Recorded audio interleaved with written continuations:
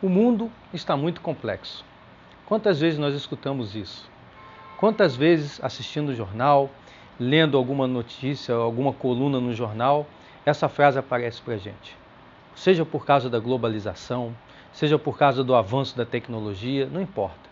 Mas há uma constatação geral que o mundo está muito complexo e muito difícil de entender o que está acontecendo. E aí nós somos obrigados a recorrer aos chamados especialistas. Então, vemos as mesas redondas, programas na Globo News, os grandes articulistas de jornais, e parece que nós só conseguimos entender o que está acontecendo a partir da visão deles. Cada vez mais fica difícil para nós, simplesmente lendo uma notícia, entender o que ela significa.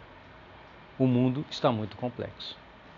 A questão que eu coloco, e se isso não for verdade? E se o mundo não estiver tão complexo assim?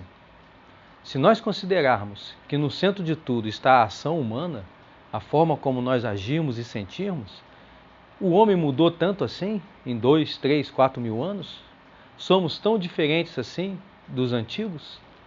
Nós sentimos diferentes, amamos diferente, pensamos tão diferente? Sim, a tecnologia avançou extraordinariamente, temos muito mais recursos para atuação. Mas não são os dilemas humanos os mesmos? Vou contar uma história para vocês. Em 1938, a Áustria foi ocupada pela Alemanha. Hoje é fácil a gente ver a figura do Hitler como uma figura demoníaca, ver aquele império nazista como um verdadeiro império do mal. Mas ainda, às vésperas da Segunda Guerra Mundial, em 1938, essa visão não era tão clara assim. Boa parte do Ocidente estava encantada por aquele cidadão, né, que se tornou o grande líder da Alemanha e, veja bem, tirou a Alemanha de uma crise absurda que ela se encontrava de hiperinflação, economia, etc. Muitos pensavam já em imitá-los. O próprio Brasil tinha um governo que se assemelhava em alguns pontos ao governo alemão. E quando houve essa ocupação, um professor da Universidade de Viena, chamado Eric Voegelin, fugiu. Imediatamente, quando houve a anexação, ele pegou e fugiu para a Suíça. E por que ele fugiu? Porque ainda naquela fase de encanto com os nacionais socialistas, meados da década de 30, ele tinha escrito 2 livros, são livros iniciais dele, mas fundamentais. Um livro que ridicularizava a teoria racial, que o nacionalsocialismo servia de fundamento para o nacionalsocialismo, e outra, o autoritarismo do Estado. Então, Voegelin criticava a raça como uma ideia científica e o Estado como, a partir de uma deturpação das suas instituições, da própria interpretação da sua Constituição, poderia se tornar autoritário. E o interessante dessa história é que ele foi para a Suíça e foi procurar um embaixador americano, porque ele já estava querendo migrar para os Estados Unidos e seguir sua carreira lá, onde ele entendia que teria mais liberdade. E o embaixador e seu staff não conseguiam entender se o Voegelin não era judeu, se ele era um alemão de nascimento. Por que ele queria fugir do Hitler? Imaginava que ele fosse uma espécie de espião. Que motivo teria ele para fugir naquele momento de glória do nazismo? Não passava pela cabeça desses burocratas do Estado que alguém pudesse tomar uma atitude, uma ação política que não fosse pelo seu interesse próprio imediato. Voegelin teria tudo para se dar bem no novo governo alemão. Ele estava lá numa posição de destaque na universidade, como professor efetivo, era, digamos assim, um ariano. Por que ele fugiu? Ele fugiu porque aquilo não estava de acordo com a consciência dele. E se nós olharmos a ciência política hoje, os comentaristas políticos, eles nunca levam isso em conta. Eles levam em conta sempre ganhos e benefícios, como se a ciência política fosse uma ciência econômica, como se os prós e contras decidissem ali qualquer ação humana, e não abrindo espaço para os imponderáveis, para a consciência, enfim, para aquilo que está além da nossa vida, para aquilo que está na transcendência. Foi por causa disso que o primeiro grande trabalho relevante do Voegelin foi propor uma nova ciência política. E o que estava errado na antiga? Na visão do Voegelin, A ciência política da sua época estava praticamente destruída, contaminada por um mal de origem que era o positivismo. Então, a partir das doutrinas de Augusto Comte, criou-se duas ideias perniciosas nas ciências sociais em geral. A primeira é que os métodos utilizados nas ciências naturais, de observação, formulação de hipóteses e etc., poderiam ser igualmente eficazes quando nós aplicarmos nas ciências do homem, digamos assim. E o segundo, grande falácia do positivismo, que ele considerava muito mais perigoso, é que a metodologia utilizada nas ciências seria um critério da relevância do objeto de estudo. Então, para Voegelin, isso pervertia a ciência. O método se tornava mais importante que o objeto ou fenômeno a ser estudado. Não escolhíamos métodos que tornassem mais claro aquele objeto. É ao contrário, escolhíamos o objeto a partir da aplicação possível ou não do método. Isso trouxe três consequências graves para as ciências políticas. A primeira foi o acúmulo absurdo de material irrelevante. Se o método era prioritário, era estrela, então qualquer coisa que você estudasse seria relevante desde que tivesse a tendência ao método. Nós vemos isso nas prateleiras das teses, trabalhos de conclusão de curso, dissertações, doutorado e etc., da grande quantidade de material irrelevante. Um segundo problema é que você não consegue escrever coisas irrelevantes o tempo todo, você não consegue lidar só com material irrelevante. No meio daquela maçaroca de porcaria, tinha muita coisa relevante, só que era manipulado por princípios teoréticos deficientes. Pessoas imbuídas, cientistas imbuídas pelo o chamado Zeitgeist, pelo espírito do tempo, usava isso como critério para selecionar seus materiais e dar a importância e o foco. E o terceiro problema foi o surgimento da metodologia como um grande foco, uma grande razão de estudo, deturpando o próprio sentido da ciência. Então é esse quadro que o Voegelin surgiu contra.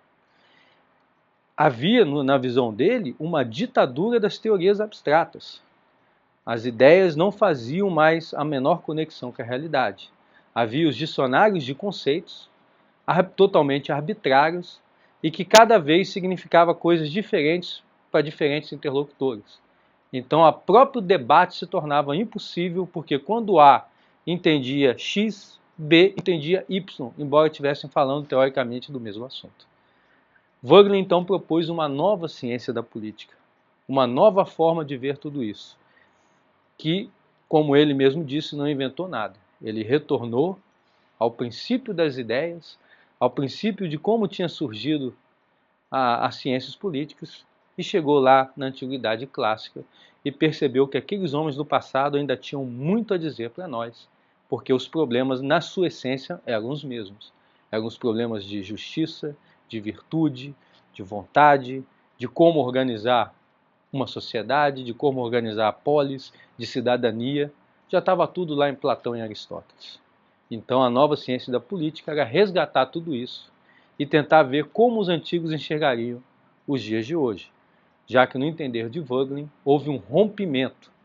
Isso é que é importante. A antiguidade ela não foi superada pela modernidade, ela não foi superada pelo iluminismo, ela foi rompida.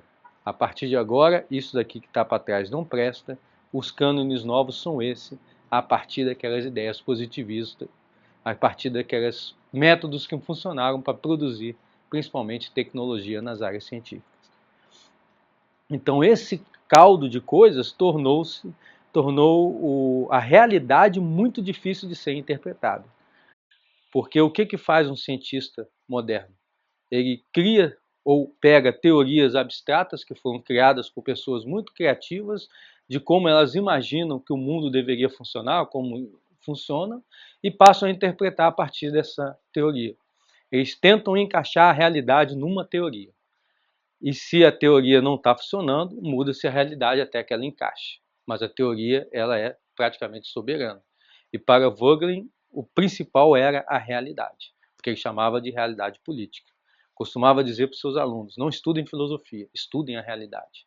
A filosofia, teologia, tudo são perspectivas e métodos para você entender o real.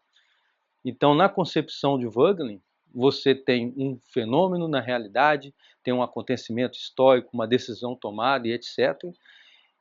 E a partir do que está acontecendo naquela época, a partir do que está acontecendo naquela sociedade política, teóricos formulam símbolos de compreensão imediata daquilo. Inicialmente, símbolos muito compactos, que não explicam muita coisa, mas que dão nome e dão uma característica para esse fenômeno. E depois, a partir de um processo que ele chamava de diferenciação, você começa a pegar as camadas desse símbolo e buscar a sua essência e tirar características descritivas e categorias desse símbolo, dando origem então às ideias. Então, para Voegelin, o processo era realidade. A partir do meu entendimento auto-interpretativo dessa realidade, eu tiro símbolos e através desses símbolos dá origem às ideias. E essas ideias sempre que retornar para a realidade para verificar se está de acordo. Se nós pararmos para pensar nos diálogos de Platão, o que acontecia nesses diálogos? Sócrates estava caminhando numa praça pública, estava numa festa, em qualquer lugar. Alguém fazia alguma afirmação taxativa sobre algo, como, por exemplo, dizer que tal acontecimento era justo, e Sócrates indagava, mas o que você entende por justiça? Então ele pegava aquela teoria abstrata que estava na cabeça daquela pessoa e fazia ela retornar para aquele exemplo prático, para mostrar se aquela ideia que ele tinha correspondia à realidade. E, em geral, verificava-se que não. A pessoa caía em contradições e acabava, no final do diálogo, abandonando sem chegar a alguma conclusão. Mas Sócrates mostrava que aquilo que ele imaginava ser interpretativo, na verdade, não era, e que aí está o sentido de só sei que nada sei. Então, Voegelin vai propor uma filosofia política baseada em 3 grandes ideias. A primeira ideia é o que ele chamou de teoria geral da representação. O que quer dizer isso? Quer dizer que uma sociedade política ela se articula a ponto de ser representada, seja por uma pessoa, seja por um governo. E essa representação se dará em 3 níveis. Um primeiro nível, que ele chamou de representação elementar, é o resultado do processo formal como a sociedade escolhe seus governantes. Na democracia moderna é fácil de ver. É o processo eleitoral, são as urnas, a eleição, contagem de votos, todo aquele aparato, e no final você tem um representante elementar daquela sociedade. Mas isso não é o suficiente. É preciso também que o governante existencialmente represente aquela sociedade. Você pode ter um processo fraudado, por exemplo, de eleição, que origina um governo que, na verdade, ele não representa ninguém. Ele não foi, de alguma forma, escolhido, seja pelas elites, seja pelo processo democrático, seja por um processo indireto, não importa. Mas ele não representa existencialmente aquela sociedade, ela não se enxerga nele e muitas vezes não é reconhecido externamente. Então é preciso também que um governo ou governante tenha uma representação existencial, ele seja reconhecido internamente como seu representante e também externamente. E um terceiro nível, muito mais polêmico e complicado para um cientista de hoje entender, era a representação transcendental. Ele partia da ideia que toda a sociedade se fazia representar de alguma forma, ou representava algum tipo de verdade. A forma como uma sociedade entendia o mundo era traduzida nas suas instituições políticas e nos seus processos políticos. Então, acreditando ele que existe muito mais nesse mundo do que o que nós captamos pelos 5 sentidos, que existe uma coisa chamada transcendência, aquilo que está além da história, aquilo que está além daquela observação imediata, então haveria também uma representação transcendental, uma representação dessa ideia de cosmos, de mundo, de Deus, etc. Então, Voegelin concluiria que quando esses 3 tipos de representação falhavam de alguma forma, uma sociedade entrava em desordem. Então, por exemplo, uma sociedade poderia ter uma representação elementar, mas não ter uma representação existencial. E ela entraria num processo de deteriorização que levaria ou uma revolução ou uma reforma para a substituição. Vimos isso, por exemplo, na Revolução Francesa. O rei ele tinha uma representação elementar. Existia um processo formal hereditário em que, por herança, você tinha o governante. Mas existencialmente ele não representava mais a sociedade francesa, e isso acabou conduzindo a um colapso, pois tentou se impor apenas pela representação alimentar. Um segundo ponto que Wagner chamava atenção era o resgate do princípio antropológico, que ele chamou de princípio antropológico de Platão. Isso está no livro da República, quando, para examinar a justiça de uma sociedade, Sócrates conclui que está muito complicado de ver, então nós deveríamos primeiro avaliar a justiça na alma do indivíduo, para depois poder avaliar para a sociedade, pois ele entendia que a sociedade, a polis, nada mais era do que o homem escrito em letras garrafais, em letras maiúsculas. Ou seja, existe uma ligação entre o indivíduo de uma sociedade e essa sociedade como um todo. De alguma forma, essa sociedade vai representar os indivíduos dominantes dentro dessa sociedade, os indivíduos representativos da sociedade. Então, a sociedade não é um ser abstrato. Ela sai dessa relação, esse princípio antropológico entre o indivíduo e a própria sociedade. Então esse é o segundo ponto que Wagner nos colocou. E o terceiro ponto, um resgate fundamental do Wagner, que ilumina muito do que acontece na política de hoje, foi a descrição do fenômeno do gnosticismo. Então o gnosticismo ele surgiu ali pelo século II como uma heresia do catolicismo. Uma ideia que haveria um tipo especial de conhecimento, que não era aquele que vinha racionalmente da frônesis ou pela episteme, pelas ciências, mas seria uma espécie de conhecimento para iniciados, em que alguns poucos teriam acesso a ele, muitas vezes por cerimônias de iniciação e etc. E a partir de posse desse conhecimento, ele tinha a chave para entender o universo, entender o mundo. E teriam então condições de influir no mundo. Isso foi considerado uma heresia na Igreja Católica, foi derrubado, mas dentro do próprio catolicismo ele surgiu depois, lá pelo século X, XI por diante, tendo sua principal formulação em Joaquim de Fiore, numa história bem comprida. Mas basicamente o gnosticismo vai ter algumas características. Ele acredita que ele tem um conhecimento do mundo, ele entende como o mundo deve funcionar, que poucas pessoas têm esse conhecimento, e aí que é a questão central. Ele acredita que a ordem da realidade pode ser modificada pela ação humana, que é uma coisa que o Wagner chamou de fé metastática. Então, através da ação humana, eu posso mudar a estrutura da realidade e corrigir a sociedade para que atinja a perfeição. Uma perfeição que na filosofia da história de Santo Agostinho viria na transcendência. Dentro de uma tradição cristã, seria aquele paraíso que nós tanto escutamos, mas que se daria além desse mundo e não nesse mundo. O que faz o gnosticismo traz esse paraíso para a Terra, para o momento que nós vivemos, para dentro da história. Então, de forma geral, o gnosticismo ele faz uma imanentização dos símbolos religiosos, particularmente dos símbolos cristãos. Então, justiça divina, apocalipse, paraíso são trazidos para dentro da história, e isso está na origem de todas as ideologias. Então, Wagner vai argumentar que as ideologias modernas, ideologias políticas modernas, têm sua raiz nos movimentos gnósticos. Elas são explicadas pelo gnosticismo. Então, elas pretendem fazer uma imitação da ação de Deus através da ação, digamos assim, ou revolucionária ou por outros processos. Já que o Wagner, por exemplo, ia considerar que o próprio liberalismo seria uma ideologia. Se nós pensarmos no Fukuyama falando que chegamos no fim da história porque a democracia liberal ia dominar no mundo, não deixa de ser um movimento gnóstico. Então ele acreditou que já chegou no paraíso, agora seria só a questão de construção do paraíso quando caiu o regime soviético. Portanto, estudar o Wagner é importante porque ele percebeu que o homem teria uma grande dificuldade de manter uma dialética, de dialogar, de entender as coisas que estavam acontecendo, pois os símbolos que eram chaves para o entendimento do mundo, eles encontravam-se corrompidos pela linguagem ideológica. Eles encontravam-se com camadas e camadas de imposturas e mentiras que faziam com que o símbolo perdesse a sua conexão com a realidade, que nós não percebêssemos mais o que efetivamente aquele símbolo representa. O que efetivamente, qual é a realidade que aquele símbolo está se referindo.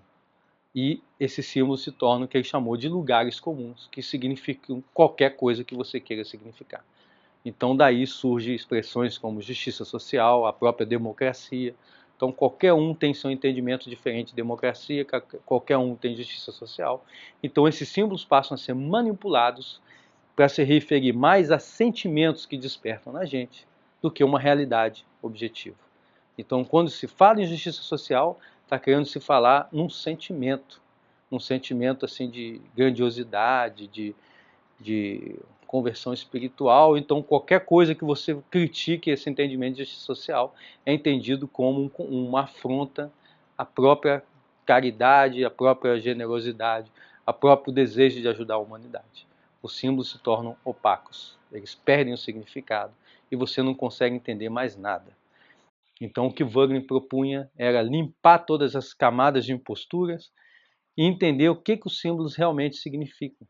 E a partir daí nós teríamos uma visão muito mais clara da realidade. Então, se o mundo nos parece confuso hoje, muito se dá por causa disso. Nós não temos símbolos e linguagem adequada para nos referir a ele. E pior do que isso, muitas vezes nós temos e não podemos usar, porque esses símbolos estão corrompidos e puxaremos contra nós toda uma corrente negativa por ter ousado criticar ou falar num símbolo desse. Então nós somos proibidos de dizer as coisas como elas são e dizer o que é aquilo. Essa então é a essência da modernidade. Estudar o Wagner então é estudar todos esses processos e principalmente ter acesso aos símbolos antes que eles fossem corrompidos pela ideologia. Então você lendo os livros do Wagner, você vai entender como aquele símbolo surgiu, por exemplo, na polis, na tragédia, no filósofo do Sócrates e também na própria Bíblia, na vida política dos hebreus. Muitos desses símbolos vão surgir, como a aliança, como renovação, traição e etc. E você começa a entender muito melhor a realidade. Então esse é o grande motivo porque Wagner é significativo nos dias de hoje. Ele ousou criticar como a ciência se comporta nos dias de hoje, ousou dizer que ela não é científica de modo nenhum, ela é baseada em ideologias, é baseada em teorias abstratas, e o que ele quer? Um retorno às suas fontes originais, um retorno à própria realidade política.